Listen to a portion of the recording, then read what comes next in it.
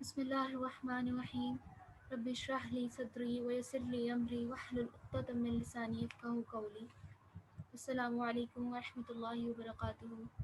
Welcome to the Ramzan transmission presenting by Concept of Science Academy, Pakistan. I'm your speaker, Mahwish. Alhamdulillah, it is a 10th day of learning about the Ramadan, and today is a turn to learn about Ramazan के आदाब.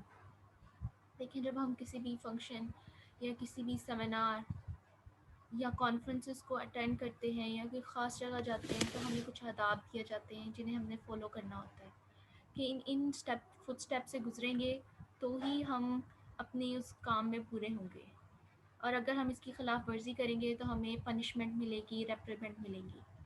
Same इसी तरह रमज़ान की भी चंद आदाब हैं, जिनमें से सबसे पहले ये है सहरी करना सुन्नत और बाइस से बरकत है। अहले इस्लाम और अहले किताब यहूद व नसारा के रोज़े में सहरी का फ़र्क है, जैसे कि नबी करीम सल्लल्लाहु अलैहि वसल्लम ने खुद भी फरमाया है, सहरी खाया करो क्योंकि सहरी में बरकत है। नीज़ एक और जगह आपसे सल्लल्लाहु फरमाते हैं, हमारे और अहले किताब में सहरी खाने का फ़र्क है, यानी वो सहरी नहीं खाते और हम सहरी खाते हैं, लिहाजा हमें सहरी का एहतमाम करना चाहिए, ख़वाह चंद खजूरें ही क्यों ना हों। इसके लिए हुज़ूर सल्लल्लाहु अलैहि वसल्लम का एक और इरशाद है, मोमिन की बेहतरीन सहरी खजूर है। और सहरी में ताख़ीर अफ़ज़ल है। चनाचा क़तादा रज़ियल्लाहु तआला अन्हु से मरवी है कि वो अनस बिन मालिक रज़ियल्लाहु तआला अन्हु से रिवायत करते हैं कि नबी करीम सल्लल्लाहु अलैहि वसल्लम और ज़ैद बिन हारिसा रज़ियल्लाहु तआला अन्हु ने सहरी खाई और सहरी से फ़ारिग़ होकर नबी करीम सल्लल्लाहु अलैहि वसल्लम नमाज के लिए खड़े हुए और दोनों ने नमाज़ पढ़ी। क़तादा फरमाते हैं कि मैंने अनस रज़ियल्लाहु तआला अन्हु से पूछा, दोनों की सहरी खाने और नमाज शुरू करने के दरमियान कितना वक़फ़ा था? तो उन्होंने फरमाया, जितना देर में आदमी 50 आयतें पढ़ ले। इससे मालूम होता है एहतियात वगैरह के नाम पर काफ़ी पहले सहरी बंद कर देने की ज़रूरत नहीं है, क्योंकि आप सल्लम ही हमसे ज़्यादा एहतियात करने वाले थे। इससे हमें इस बात का अंदाज़ा होता है कि सहरी हमारे लिए कितनी इम्पोर्टेंट है। एंड फॉर दूस जो पहले सारी रात जाग जाग कर खाते रहते हैं और जब सहरी का वक्त आता है तो उनके पेट में इतनी जगह नहीं रहती है कि वो सहरी कर सकें, और दूसरी तरफ ये कि वो वक्त जो है दुआएं कबूल करने का है, तो उस वक्त जो है वो सोलली जो हमारा ध्यान है वो सिर्फ खाने पीने की तरफ नहीं होना चाहिए, साथ साथ दुरूद शरीफ और इस तरह के दूसरे अज़कार भी करते रहना चाहिए हमें। और अब हमने सूरह बकरा की लास्ट टाइम एक आयत पढ़ी थी जिसमें था कि रात को खाओ पियो यहाँ तक कि तुम्हारे लिए फजर का सफ़ेद धागा स्याह धागे से नुमाया हो जाए, तब ये सब काम छोड़कर रात तक अपना रोज़ा पूरा कर लो। इससे भी अंदाज़ा होता है कि कुरान मजीद में भी सहरी खाने का हुक्म दिया गया है, तो बेहतरीन वही है जो अल्लाह और उसके रसूल की इताअत करे। हज़रत सहल बिन साद कहते हैं कि जब ये आयत नाजिल हुई तो इब्तिदा में उसके साथ फजर का वक्त के नाजिल नहीं हुए थे और लोग इसका मतलब समझ नहीं पाए कि क्या था, कि जब रोज़ा रखते तो उनमें से हर एक शख्स अपने पैरों में एक सफ़ेद और एक स्याह धागा बांध लेता और उस वक्त तक खाना पीता रहता जब तक कि उनकी असली रंगत नुमाया न हो जाती। अल्लाह ने इस गलती को दूर करने के लिए बाद में फजर का लफ्ज़ नाजिल फरमा दिया, तो लोग समझ गए कि सफ़ेद और स्याह धागे से मुराद दिन और रात का फ़र्क है, ना कि सफ़ेद और स्याह धागे का। नबी करीम सल्लल्लाहु अलैहि वसल्लम के ज़माने में घड़ियाँ तो नहीं होती थी ना, आसमान, रोशनी और बादल देखकर ही सहरी, इफ्तार, फजर और दीगर नमाज़ों का वक्त का तयन किया जाता था। सो दैट्स वाई ये हुक्म दिया गया। इसी तरह वो लोग जो बहुत ज़्यादा बस्ती से दूर हैं या कोई सफ़र पे है, तो उसे पता नहीं चल रहा कि क्या वक्त हो रहा है, तो उसके लिए ये आसानी है कि वो फजर का वक्त देखे और अपनी सहरी का वक्त ख़त्म कर दे। सहरी के लिए नबी करीम सल्लल्लाहु अलैहि वसल्लम की ख़ास तायीद भी है कि सहरी खाने में बरकत है, इसीलिए तुम इसे तर्क ना करो, ख़वाह कोई एक पानी का घूँट ही क्यों ना पी ले, क्योंकि अल्लाह और उसके फ़रिश्ते सहरी खाने वालों पर रहमत नाज़िल फरमाते हैं। मोमिन के लिए बेहतरीन सहरी खजूर है। ये हमारे और अहले किताब के रोज़ों में फ़र्क सहरी ही से मिलता है, यानी अहले किताब मतलब ईसाई और यहूदी। नबी करीम सल्लल्लाहु अलैहि वसल्लम की बात इतनी सच्ची साबित होती है ना कि आज 1400 साल बाद भी हमारे और इनके रोज़ों में यही फ़र्क चलता आ रहा है। अगर आप यहूदियों के या ईसाइयों की वीडियोस ओपन कर लें यूट्यूब पे या گوگل پہ سرچ کر لیں تو آپ کو پتہ چلے گا کہ ان کی فاسٹنگ میں اور ہماری فاسٹنگ میں زمین آسمان کا فرق ہے۔ وہ لوگ سحری نہیں کرتے ہیں اور وہ لوگ اور ان میں سے ایک فرقہ جو ہے افطاری بھی نہیں کرتا، جبکہ ہمارے اور ان کے روزے کے درمیان فرق ہی یہ ہے۔ اور ایز وی نو دیٹ کہ اگر ہم سحری نہیں کریں گے تو ہم ان لوگوں میں شمار ہو جائیں گے، اس لیے ہم پہ لازم ہے کہ ہم سحری بھی کریں۔ اور وہ 24 گھنٹے میں صرف ایک دفعہ کھانا کھاتے ہیں، یعنی مغرب کے بعد جب آسمان پر تارے نظر آنے لگ جائیں اور پھر اگلی رات تک کے تارے نمودار ہونے تک وہ کھانا پینا بند کر دیتے ہیں۔ عیسائیوں کے ہاں ایسٹر سے پہلے 40 روزے رکھے ہیں، لیکن ان کا بھی یہ 24 گھنٹے کا روزہ اتنا سخت ہوتا ہے نا کہ وہ آدھا روزے سے زیادہ رکھ ہی نہیں پاتے ہیں اور وہ روزہ توڑ دیتے ہیں۔ اور اس سے ہم اندازہ کر سکتے ہیں کہ اللہ تعالیٰ کو ہم سے کتنا پیار ہے، یہ اتنی آسانی دی ہے کہ انہوں نے ہمیں 2 بار کھانے کا حکم دے دیا، یعنی کہ ایک تو سحری اور افطاری، اور پھر اس کے درمیان کا جو وقت ہے اس میں بھی ہم کھا پی سکتے ہیں۔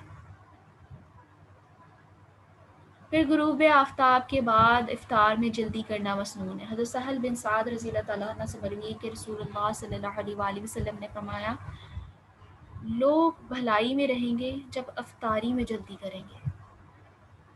لوگ بھلائی میں رہیں گے جب افطاری میں جلدی کریں گے۔ سو اٹس اے بیسٹ کہ ٹائم ختم ہو رہا ہے روزے کا، یعنی پورا ہو رہا ہے، وہ سورج غروب ہو رہا ہے اور ابھی تک ہماری افطاری کی تیاریاں چل رہی ہیں، تو یہ ضروری نہیں ہے کہ ہم اسے پہلے جو ہے وہ افطاری کی تیاریاں کر لیں جو بھی کرنی ہے، اور اس کے بعد اپنا آدھا گھنٹہ نکالیں اللہ تعالیٰ کے ذکر کرنے کے لیے، دعائیں مانگنے کے لیے۔ And as we know that کہ افطار کے ٹائم ہر روزے دار کی دعا قبول کی جاتی ہے اور ایک دعا تو لازماً قبول ہوتی ہے، تو اس وقت افطاری میں جلدی کی جائے۔ یعنی یہ نہ ہو کہ امام جو ہے اذان دے رہا ہے اور آپ پوری اذان سننے کے بعد کہیں کہ میں روزہ افطار کروں، نہیں، جیسے ہی اذان ہوئی ہے آپ فوراً سے کچھ کھا لیں۔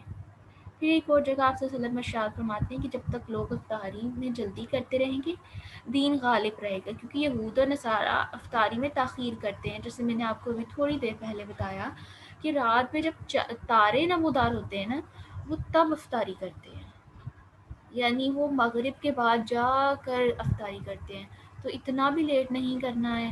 اگر آپ سفر میں ہیں تو اپنی گاڑی کو کسی ایسی جگہ روکیں جہاں آپ افطاری کر سکیں آرام سے، اور ویسے بھی سفر والے کے لیے تو آسانی کر دی گئی ہے کہ وہ اگر روزہ چھوڑنا چاہے تو چھوڑ لے اور بعد میں اس کی قضا دے لے۔ بالترتیب جو ہے تازہ کھجور یا خشک کھجور یا پانی سے افطار مسنون ہے۔ ارشاد نبی صلی اللہ علیہ وآلہ وسلم ہمیں اس حوالے سے ملتی ہے کہ نبی کریم صلی اللہ علیہ وسلم صلاۃ مغرب سے قبل چند تازہ کھجوروں سے افطار کیا کرتے تھے۔ اگر تازہ کھجور نہ ہوتی تھیں تو خشک کھجوروں سے افطار کر لیتے تھے۔ اگر خشک کھجوریں بھی نہ ہوتی تھیں تو چند گھونٹ پانی لے لیا کرتے تھے۔ یعنی صوم افطار کرنے کے بعد یا دعا پڑھنا کوئی مسنون نہیں ہے، یعنی جو ہم دعا پڑھتے ہیں وہ اس طرح کی کوئی دعا نہیں ملتی، البتہ اس کی جگہ ایک اور دعا ملتی ہے، ذہب الظمآ وابتلت العروق وثبت الأجر انشاءاللہ، یعنی پیاس بجھ گئی، رگیں تر ہو گئیں اور اجر بھی انشاءاللہ اللہ کے ہاں ثبت ہو گیا۔ تو یہ دعا سنن ابی داؤد کے حدیث میں سے ملتی ہے اور یہ روزہ افطار کرنے کے بعد پڑھی جاتی ہے، تو آپ سب بھی اسے یاد کر لیں تاکہ اس کا اجر آپ کو ملے، اور اپنے آس پاس کے لوگوں کو، سراؤنڈنگ کے لوگوں کو بھی بتائیں کہ جو دعا ہم پڑھتے ہیں اس کی جگہ یہ والی دعا زیادہ صحیح حدیث میں سے ملتی ہیں، اور اس دعا کو یاد کریں۔ صوم افطار کروا کر اجر حاصل کرنا بھی چاہیے، کیونکہ نبی کریم صلی اللہ علیہ وسلم کا ارشاد گرامی ہے، جس نے کسی صائم کا افطار کروایا اسے اس جیسا اجر اور ثواب ملے گا کہ صائم کے ثواب میں کسی قسم کی کمی بھی نہ ہوگی۔ مسواک کرنا ہر وقت اور ہر ایک کے لیے متسب ہے، خواہ صائم ہو یا غیر صائم، کیونکہ نبی کریم صلی اللہ علیہ وسلم کا ارشاد ہے مسواک منہ کی پاکی اور رب کی رضا کا باعث ہے۔ ان دو باتوں سے ہمیں ایک چیز ملتی ہے کہ ہم روزہ افطار بھی کروا سکتے ہیں، وہ لوگ جو اپنا روزہ خود افطار نہیں کر سکتے، غریب اور مسکین ہیں، کہ ان کے پاس اتنے پیسے نہیں ہیں، اتنے وسائل نہیں ہیں کہ وہ رمضان میں اپنا روزہ افطار کریں، تو آپ ان کو راشن دے سکتے ہیں، یہ آپ کے لیے صدقہ خیرات بھی کنسیڈر کیا جائے گا، اور دوسری طرف سے افطاری کا ثواب بھی آپ کو اتنا ہی ملے گا جتنا اس نے رکھا ہے۔ اور یہ ان لوگوں کے لیے بھی ہے جو دائمی بیمار ہیں، جو وہ لوگ جو بیمار ہیں ویسے ہی کہ ان کی اتنی بیماری ہے کہ اگر وہ روزہ رکھ لیں تو مر سکتے ہیں، یا حاملہ عورت ہے، دودھ پلانے والی عورت ہے، یا سفر پر ہے، تو ان سب کے لیے ہے کہ وہ روزہ افطار کروا سکتے ہیں۔ فدیہ کے طور پہ بھی۔ ابھی ہم نے سحری کے لیے جو تھا سورہ بقرہ کی ایک آیات پڑھی تھی نا، اس کا آخری حصہ جو ہے نا وہ کیا ہے کہ پھر رات تک اپنا روزہ پورا کرو، یعنی اسلامی کیلنڈر کے حساب سے رات پہلے آتی ہے اور دن بعد میں آتا ہے۔ سورج غروب ہونے کے ساتھ ہی مغرب کی اذان پہ تاریخ بدل جاتی ہے، ایز وی نو دیٹ۔ لیکن ہمارے ہاں کیا ہوتا ہے کہ ہماری بات دن پہلے آتا ہے جو انگلش کیلنڈر ہے، اور جو ہے وہ صبح رات بعد میں آتی ہے، جبکہ اسلامک کیلنڈر میں تھوڑا سا ڈفرینٹ ہے۔ مگر رات میں روزہ کب تک پورا کریں، اس کی تفصیل جو ہے حضرت محمد صلی اللہ علیہ وسلم کی حدیث میں سے ملتی ہے۔ حضرت عمر بن خطاب رضی اللہ عنہ سے مروی ہے کہ نبی کریم صلی اللہ علیہ وسلم نے فرمایا، جب اس طرف سے رات آ جائے اور دوسری طرف سے دن چلا جائے، یعنی انہوں نے ہاتھوں کے اشاروں سے بتایا سورج کی طرف ہاتھ رکھ کر، اور چاند یعنی جو سمتیں ہیں ان کا ہاتھ سے ڈٹرمن کر کے دکھایا، اور سورج ڈوب جائے تو روزہ دار کی افطاری کا وقت ہوتا ہے۔ اسی طرح کہتے ہوئے نبی کے صلی اللہ علیہ وسلم نے ہاتھ سے مشرق کی طرف اشارہ کیا۔ یہ بخاری اور مسلم دونوں میں حدیث ملتی ہے۔ امام بخاری نے اس کے ساتھ صحابی رسول صلی اللہ علیہ وسلم حضرت ابو سعد خدری کا ایک عمل بھی نقل کیا کہ انہوں نے اس وقت افطار کیا جب سورج کی ٹکا غائب ہو گئی۔ اب اگر کوئی بلندی پر ہے یا ہوائی جہاز میں سفر کر رہا ہے تو جب تک سورج نظر آتا ہے رہا اور دن کی روشنی پھیلتی رہی، اس کے افطار کا وقت نہیں ہوا۔ سورج نظروں سے اوجھل ہو جائے اور رات آ جائے تبھی وہ افطار کر سکے گا، اور اس سے پہلے نہیں، کیونکہ نبی کریم صلی اللہ علیہ وسلم کے زمانے میں سحر اور افطار یا نمازوں کا حساب گھڑیوں سے نہیں تھا۔ سورج چاند اور سایوں کی گھنٹوں سے بڑھنے سے چلتا تھا۔ اسی کے مطابق ہم آج وقت بتاتے ہیں، اور اتنے بجے سحری اور اتنے بجے افطار اور اس وقت یہ نماز، اس کی مزید تفصیل جو ہے میں آپ کو آگے بتاتی ہوں۔ جیسے کہ حضرت انس رضی اللہ تعالیٰ عنہ سے مروی ہے کہ نبی کریم صلی اللہ علیہ وسلم افطار کر کے مغرب کی نماز پڑھتے تھے، جس سے ہمیں ثابت ہوتا ہے کہ ہمیں مغرب کی اذان نماز سے پہلے افطاری کرنی ہے، بعد میں نہیں۔ نماز سے پہلے تازہ کھجوروں سے افطار فرماتے ہیں، پھر اگر تازہ کھجور نہ ہوتی تو چھوارے، اور پھر اگر وہ بھی نہ ہوتے تو پانی کے چند گھونٹ پی لیتے۔ تو تازہ کھجور تو ہر ایک کو اویلیبل ہوتی ہے۔ کوشش کریں کہ نمک سے افطار کرنے کی غلطی نہ کریں، کیونکہ اس کا حدیث سے کوئی ثبوت نہیں ملتا کہ ایسے کوئی ایسی چیز ہے، ایسی چیز نہیں ہے، یعنی کھجور نہیں مل رہی ہے تو آپ نمک سے روزہ افطار کر لیں۔ There is no evidence of it in a hadith۔ نبی کریم صلی اللہ علیہ وسلم نے بھی یہ کبھی پسند نہیں کیا تھا کہ ہم اپنے آپ کو کسی ایسی پابندی میں جکڑ دیں جو اللہ نے ہم پر نہ لگائی۔ روزے کا وقت پورا کرنے کے بعد ہمارا بھوکا پیاسا رہ کر اپنے آپ پر ظلم کرنا بھی پسند نہیں کیا گیا۔ حضرت ابو ذر سے مروی ہے کہ نبی کریم صلی اللہ علیہ وسلم نے فرمایا، میری امت اس وقت تک بھلائی رہے گی جب تک وہ افطار بھی جلدی اور سحری بھی تاخیر کرتے رہیں گے، یعنی جب تک اذان نہ ہو جائے تب تک کچھ نہ کریں، یعنی سحری کا وقت ہے تو پہلی اذان پہ فنش کر دیں، اس سے پہلے نہ فنش کریں، اور اگر افطاری کا وقت ہے تو جیسے اذان ہو کچھ کھا پی لیں۔ حضرت ابو ہریرہ رضی اللہ عنہ سے مروی ہے کہ نبی کریم صلی اللہ علیہ وسلم نے فرمایا، یہ دین اس وقت تک غالب رہے گا جب تک لوگ افطاری میں جلدی کرتے رہیں گے، کیونکہ یہود و نصارہ اس میں تاخیر کرتے تھے۔ ٹھیک ہے، پھر سے وہی بات ہے۔ حضرت سہل سے مروی حدیث ہے کہ میری امت اس وقت تک میری سنت پر رہے گی جب تک وہ اپنے افطار کے لیے ستاروں کا انتظار نہیں کرے گی۔ As I already told you کہ جو یہود و نصارہ ہیں، اور جب آسمان پہ تارے نظر آ جاتے تھے وہ تب روزہ افطار کیا کرتے تھے، یعنی ستارے نمودار ہونے کے بعد جب افطار۔ آج بھی عیسائیوں کا طریقہ یہی ہے کہ ان کی رات کی عبادات بھی اسی وقت ہوتی ہیں، اس لیے نبی کریم صلی اللہ علیہ وسلم کو ہمارا اس وقت مغرب کی نماز پڑھنا بھی پسند نہ تھا۔ چنانچہ ایک دوسری حدیث میں ہے کہ میری امت اس وقت تک تاخیر یا میری سنت پر قائم رہے گی جب تک کہ وہ مغرب کی نماز کو ستاروں کے نمودار ہونے سے پہلے پڑھ لے گی۔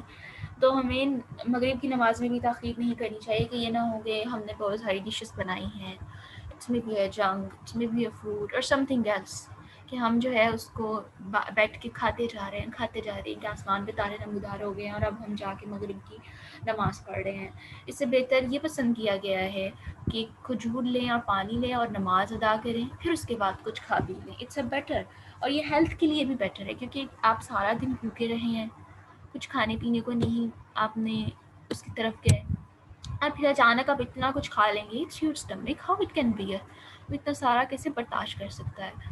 تو جو نبی کریم صلی اللہ علیہ وسلم کی سنتیں ہیں نا، وہ ہمارے لیے بیسٹ ہیں، ہماری ہیلتھ کے لیے بھی. Whether it is a physiological, psychological, emotional اور سوشولوجیکل. فزیکل یہ کہ آپ کا اسٹمک جو ہے، انٹسٹائن، لارج انٹسٹائن، آپ کا ڈائجسٹو سسٹم جو ہے وہ ایک اسموتھ وے میں کام کرے گا.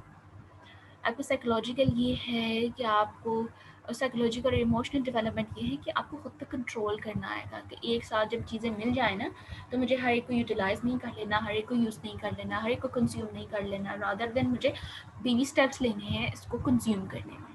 اور سوشولوجیکل پرسپیکٹیو سے اگر ہم دیکھیں تو ہمیں یہ پیغام ملتا ہے کہ اگر آپ چند لوگوں کے درمیان بیٹھ کر روزہ افطار کر رہے ہیں تو آپ کی عزت وہاں پہ قائم رہے گی کہ ہاں یہ انسان بھوکڑ نہیں ہے کہ اس کھانے کے اوپر ٹوٹ پڑا ہے، بلکہ اس کے اندر تہذیب ہے، ایک مینرز ہیں، ایٹنگ ایٹیکیٹس ہیں اس کے اندر. اسے پتہ ہے کہ مجھے کتنا کھانا چاہیے، کتنا کنزیوم کرنا چاہیے. تو اس سے اندازہ کر لیں کہ آپ صلی اللہ علیہ وسلم کی جو سنتیں ہیں وہ ہمارے لیے کتنی امپورٹنٹ ہے. پھر ان 3 احادیث سے ہمیں جو 2 چیزیں سمجھ آتی ہیں یہ ہے کہ اسلام ہماری زندگی میں ایک نظم و ضبط دیکھنا چاہتا ہے. ہر کام اپنے وقت پر کیا جائے اور دوسری کام دوسری چیزوں اور دوسرے وقت پہ کی جائے. نبی کریم صلی اللہ علیہ وسلم کو کسی بھی معاملے میں ہماری غیر مسلموں سے مشابہت پسند نہ تھی. اسلام غیر مسلموں سے میل جول پر پابندی نہیں لگاتا، لیکن ان جیسی شناخت برقرار نہیں رکھنی. ایسا نہ ہو کہ کوئی پہچان نہ سکے کہ ان میں مسلم کون ہے، غیر مسلم کون ہے. ہماری فاسٹنگ اور ان کی فاسٹنگ میں ڈفرینس ہونا چاہیے. ہماری فاسٹنگ اور ان کی فاسٹنگ میں سب سے بڑا ڈفرینس تو یہ ہے کہ ہم اللہ تعالیٰ کے لیے رکھتے ہیں اور ہمارا تقویٰ مقصود ہے، جبکہ ان کے ہاں ایسا نہیں ہے. بعض ان میں سے لوگ صرف اس لیے رکھتے ہیں کہ آپ جو ہے ان کو کوئی بیماریاں لگ گئی ہیں تو ڈاکٹر نے پرسکرائب کر دیا ہے کہ آپ فاسٹنگ موڈ پہ رہیں تو آپ ٹھیک ہو جائیں گے. جبکہ ہمارا جو ہے وہ سوللی فزیولوجیکل اور بایولوجیکل پرسپیکٹیو کو نہیں دیکھنا، بلکہ ہمارے اللہ تعالیٰ سے اجر و ثواب کی نیت سے ہم نے روزہ رکھنا ہے. سورہ مائدہ میں اہل کتاب کا ذبح، ان کا کھانا پینا بشرط یہ حلال چیزیں ہوں، حتیٰ کہ ان کی عورتوں سے شادی تک کی اجازت ملی ہے. خود نبی کریم صلی اللہ علیہ وسلم مدینہ کی یہود کھانے کی دعوت میں جا کر ان کے کھانے پینے میں بھی شریک ہوئے، جس میں انہوں نے آپ کو زہر دے دیا تھا. یہ ہمیں اندازہ کر لینا چاہیے کہ آپ صلی اللہ علیہ وسلم کھا پی لیتے تھے، لیکن اب نبی کریم صلی اللہ علیہ وسلم اپنی شناخت برقرار رکھتے تھے، ان سے میل جول رکھنا پسند کرتے تھے، اس میں غلط ملت ہو جانا نہیں. یعنی جس نے کسی قوم کی مشابہت اختیار کی اسی میں سے ہو گیا. آگے پھر اگلے جو ہے نفلی روزے میں محرم کا روزہ کی حدیث بھی ہمیں اس حوالے سے ملتی ہے کہ آپ صلی اللہ علیہ وسلم نے صرف یہود سے فرق کرنے کے لیے 10ویں محرم کے ساتھ ایک دن کا روزہ اور ملا کر رکھنا چاہا. اسی طرح ایک دفعہ آپ صلی اللہ علیہ وسلم نے حضرت عبداللہ بن عمر بن عاص کو زرد رنگ کی چادر میں پہنے دیکھا تو آپ نے فرمایا یہ کفار کا لباس ہے، اسے مت پہنو. تو نبی کریم صلی اللہ علیہ وسلم کا یہ فرمان بھی اسی طرح پورا ہو رہا ہے کہ زرد رنگ کی 2 چادریں آج 14 سال بعد بھی جو بدھاز ہیں یا مونک ہیں یا جو برہمن ہیں انڈین ریلیجنز میں، وہ سب یہ پہنتے ہیں اگر آپ غور کریں ان لوگوں کو. اور ایک اور حدیث سے ملتا ہے کہ یہود اور عیسائی جو ہیں بالوں کو رنگ نہیں کرتے تھے، تو ہمیں ان کی مخالفت کرنے کا کہا گیا کہ آپ نے جو ہے، اور پھر وہ لوگ مونچھیں صاف نہیں کرتے ہیں اور مسلمانوں کو مونچھیں صاف کروانے اور داڑھی بڑھانے کا حکم دیا ہے. آپ صلی اللہ علیہ وسلم کی بالوں کی حدیث سے ایک حدیث ملتی ہے بالوں کے حوالے سے کہ بڑھاپے کو چھپاؤ مگر یہودیوں کی مشابہت نہ کرنا. یعنی اگر آپ دیکھیں کہ جو ان کے اسکالرز ہیں بڑے بڑے، ان سب کی وائٹ داڑھیاں ہیں، جبکہ کیا حکم دیا گیا ہے کہ آپ اپنے بالوں کو رنگیں. تو اس سے ہمیں ثابت ہوتا ہے کہ ہماری اگر زندگی کے باقی معاملات میں ہمیں یہود اور نصارہ کی مشابہت نہ کرنے کا حکم دیا گیا ہے نا، تو اسی طرح ہمیں جو ہے اپنے رمضان کے مہینے میں بھی ان کی مشابہت نہیں کرنی ہے. جب کوئی آپ کو افطار کروائے تو اسے دعا دینی چاہیے کہ یا اللہ اسے کھلا جیسے اس نے مجھے کھلایا اور اسے پلا جیسے اس نے مجھے پلایا. تو دس از آل اباؤٹ دا رمضان کے چند آداب ہیں جو سحری اور افطاری ہیں، انہیں پورا کرنا ضروری ہے. اس کے علاوہ اگر ہم کچھ اور ایڈیشن یا سبسٹریکشن کریں گے تو وہ روزے کو باطل کر دے گا. پھر آج کی ہماری دعا ہے ربنا افرغ علینا صبرا وتوفنا من المسلمین۔ روزے کا ٹائم بہت ٹف گزرتا ہے، انسان کے اندر ایموشنل ڈسٹربنس، موڈ انسٹیبلٹی بھی آ جاتی ہے، اور ان سب سے بچنے کے لیے ہمیں اللہ تعالیٰ سے دعا کرنی چاہیے کہ ہمیں صبر کی طاقت عطا فرمائے اور ہمیں اسلام کی حالت میں اٹھائے۔ وآخر دعوانا ان الحمد للہ رب العالمین، سبحانک اللہم وبحمدک، اشہد ان لا الہ الا انت، استغفرک واتوب الیک۔ السلام علیکم ورحمۃ اللہ وبرکاتہ۔